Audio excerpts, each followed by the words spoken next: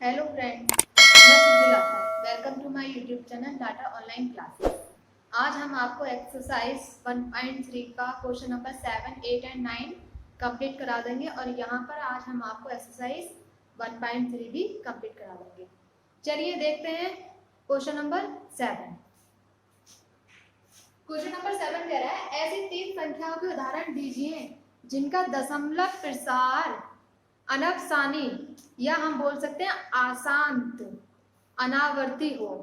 हमें 3 उदाहरण लेने हैं जो हमारे आशांत अनावर्ती के हो, मतलब वो आशांत अनावर्ती वो होते हैं जो हमारे अपरिमेय संख्याएं होती है, और बाकी के जो बचे बोले तो शांत और अशांत आवर्ती, ये हमारे जो कहलाते हैं, ये दोनों ही हमारे परिमेय संख्याओं में आते हैं और ये हमारे अपरिमेय संख्याओं में आती है। वे संख्याएं जिनका शेष दोहराया नहीं जाए और जिनका शेष 0 नहीं हो, वे हमारे अशांत अनावर्ती दशमलव प्रसार कहलाते हैं। तो देखो, हम बहुत सारे एग्जाम्पल्स हैं इसके, बहुत उदाहरण है, हम कोई सा भी उदाहरण ले सकते हैं इसके लिए। तो जैसे हमें कितने उदाहरण लेने हैं, वो कह रहा है 3 संख्याओं के उदाहरण दीजिए ऐसे, तो हम कुछ भी उदाहरण ले सकते हैं। देखो, इसका उत्तर हम क्या करेंगे, हम लिखेंगे इसमें पहला उदाहरण है, पहले उदाहरण में हम क्या लेंगे, कुछ भी संख्या ले सकते हैं। जैसे हमने ले लिया 0.12, ठीक है, 1 1 2 1 1 1 2 1 1 1 1 2। यहाँ पर हमें क्या दिख रहा है, यहाँ पर देखिए हर बार जो इसका शेष है वो हर बार अलग आ रहा है। पहले जो आया 1 और 2 आया, अगली बार हमारा 2 बार 1 आया, फिर 2 आया, इस तरीके से अलग अलग आ रहा है, ठीक है। ऐसे ही अगर हम दूसरा इसका उदाहरण लें तो 1.20 2 1.2 और 0 2 0 1.20 2 00, फिर 2 000। ऐसे ही हर बार क्या हो रहा है, इसमें 0 बढ़ता चला जा रहा है। तो देखिए यहाँ पर भी हमारे जो है हर बार दशमलव अलग आ रहा है, 1 के बाद 2 0, मतलब हम इसके ऊपर बार नहीं लगा सकते। हम इसको ऐसे नहीं लिख सकते कि हमारा 1.20 और इसके ऊपर बार, इसका तो मतलब ये हो गया कि 2 0 बार बार पुनरावृत्ति कर रहा है, लेकिन यहाँ पे पुनरावृत्ति नहीं कर रहा है, इसलिए ये अलग हो जाएगा, ठीक है। इसको हम ये नहीं लिख सकते, ठीक है। या हम थर्ड एग्जाम्पल ले सकते हैं इसका, कोई भी एग्जाम्पल ले लो, कैसा भी ले लो, दशमलव 1 2 3 4 1 2 3 4 5 1 2 3 4 5 6, इस तरीके से हम कोई भी संख्या ले सकते हैं। ये हमारे 3 उदाहरण हो गए, ठीक है, आप इनको नोट कर लीजिए। अब हम नेक्स्ट क्वेश्चन पे आते हैं, क्वेश्चन नंबर 8। देखिए क्वेश्चन नंबर 8 क्या कह रहा है, क्वेश्चन नंबर 8 बोल रहा है कि परिमित संख्याएं दे रखी हैं हमें 5/7 और 9/11, इनके बीच की 3 अलग अलग अपरिमेय संख्याएं हमें ज्ञात करनी है। तो देखिए अब ये क्या हो गया, ये तो भाई हमें परिमेय संख्याएं p/q के फॉर्म में दे रखी है, रूप में दे रखी है, इसको हम अपरिमेय संख्या कैसे करेंगे, अपरिमेय संख्या कैसे हो जाएगी अगर p/q के रूप में है। तो देखिए कैसे होगी, हम आपको बताते हैं। सबसे पहले हम क्या करेंगे, 5/7 और 9/11 को भाग करेंगे, 7 से 5 को और 11 को 9 से। भाग करने के बाद हम इनके बीच की 3 संख्याएं लिख देंगे। कैसे, देखिए अगर हम इसको करते हैं, हम यहाँ पर उत्तर लिखते हैं सबसे पहले। तो देखिए क्या है, ये 5 है और इसको किससे भाग देनी है, हमें थोड़ा बड़ा लिख दे रहे हैं, 5 है, इसको हमें 7 से भाग देनी है। हमें पता है 7 के पहाड़े में 5 आता नहीं है, इसलिए हम दशमलव लगा देंगे और यहाँ पर एक 0 बढ़ा देंगे। दशमलव लगाया, 0 बढ़ा दिया, 50 हो गया।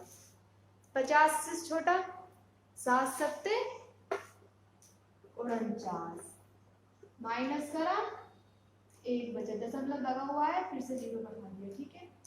अब 10 है, 10 आता नहीं है 7 के बारे में, इसलिए 7 एकम 7 पढ़ेंगे हम। माइनस का कितना बचा 3, दशमलव लगा हुआ है फिर से 0 बढ़ा दिया, 7 चौक 28, यहाँ हम 4 लिख देंगे, यहाँ पर हम 28। फिर से घटाओ, 30 में से 28 गए 2 बचे, दशमलव लगा हुआ है 0 बढ़ा दो, 7 में 20 आता नहीं है तो 20 से छोटा करेंगे, 7 दूनी 14, कितना बचा 6 बचा, 20 में से 14 गए 6 बचे, दशमलव लगा हुआ है फिर से 0 बढ़ा देंगे, 60 हो गया, 7 के पढ़ेंगे 60 से छोटा पढ़िए, 7 अट्ठे 56, 7 अट्ठे 56, ठीक है। अब 60 में से 56 गए 4 बचे, दशमलव लगा हुआ है हम फिर से 0 बढ़ा देंगे, 7 पंजे 35, यहाँ फिर से 35 आ गया, कितना बचा 5 बचा। देखिए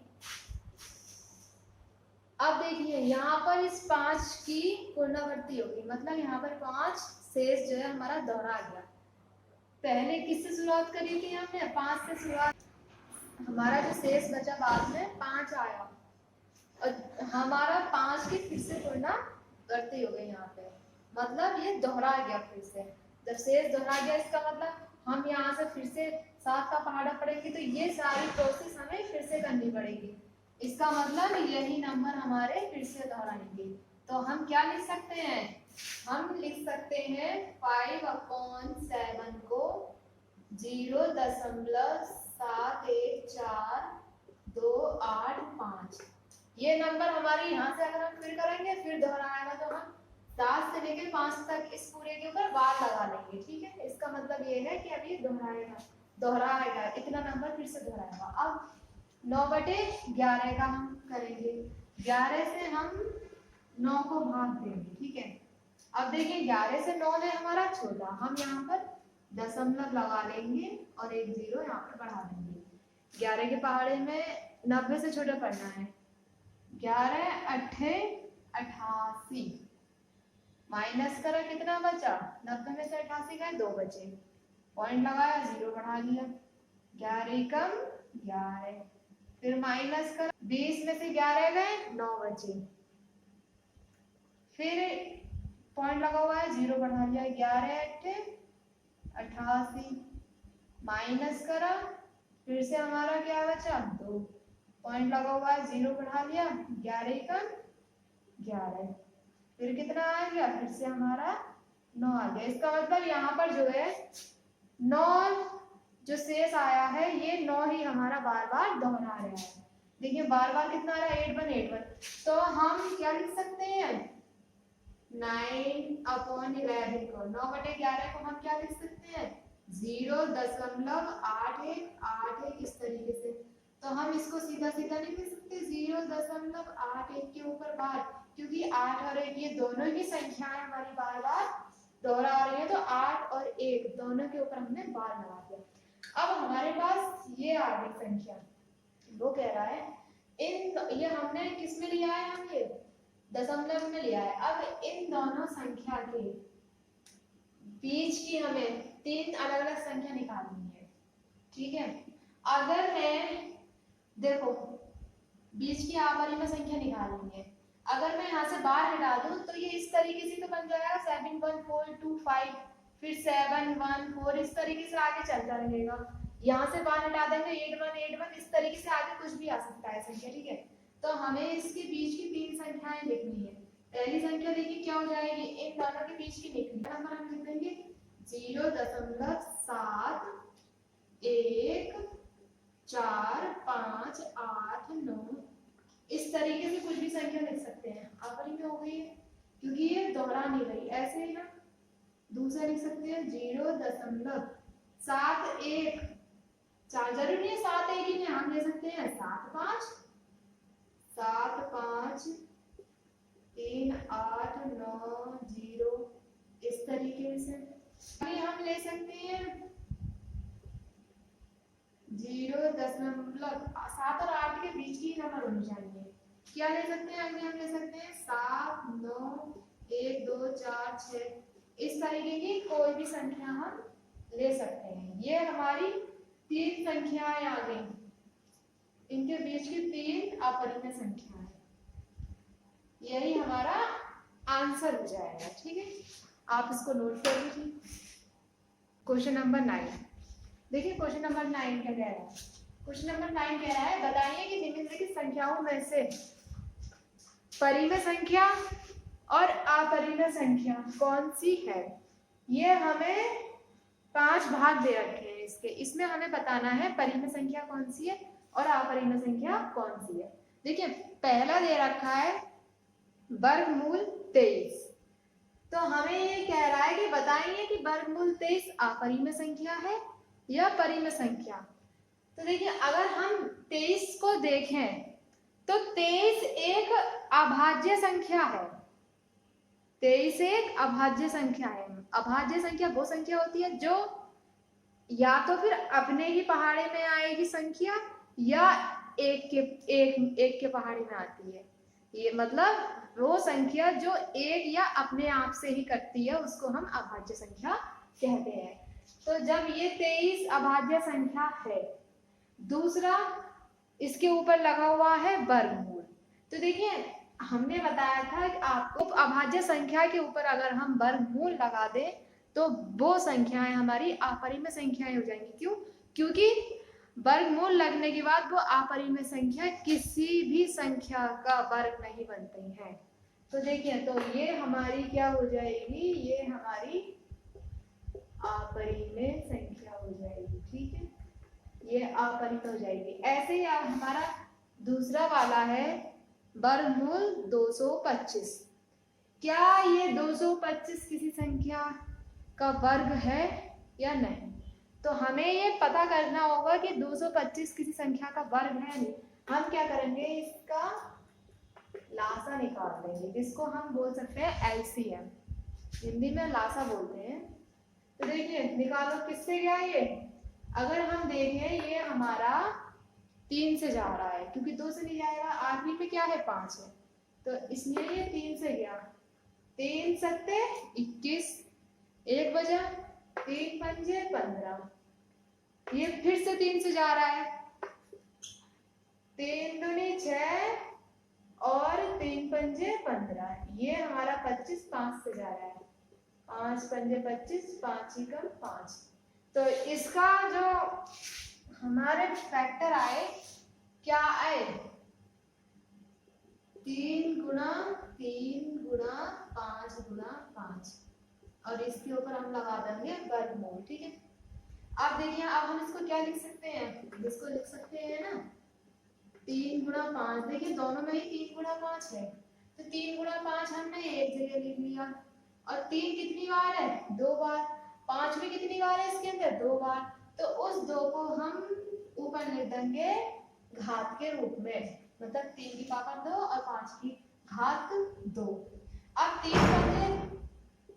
3 पंजे कितना हो गया? 15 की घात 2। इस घात से ये वर्गमूल कर जाता है। तो कितना आंसर आ गया हमारा? 15।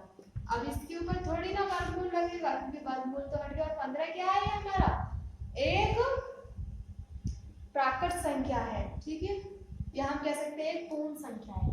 तो अब ये 15 क्या कहलाएगा? हमारा अपरिमेय कहलाएंगे।